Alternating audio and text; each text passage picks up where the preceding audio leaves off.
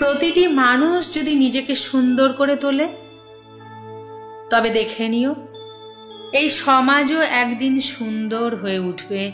অন্তত আমার তাতে নেই একটুও সংশয়। সত্যি বলি, এ শুধু কথার কথা নয়। সৌন্দর্য সাধনা মানে মানসিক মালিন্য মোচন।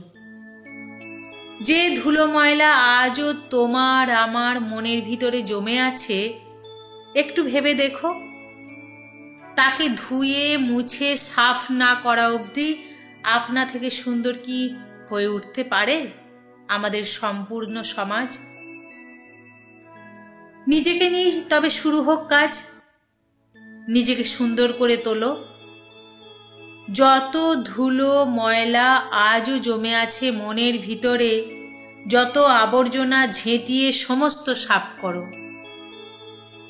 যেভাবে শিউলি ফোটে পরিচ্ছন্ন নিকোনো উঠোনে, আমরাও সেইভাবে এসো ফুটি।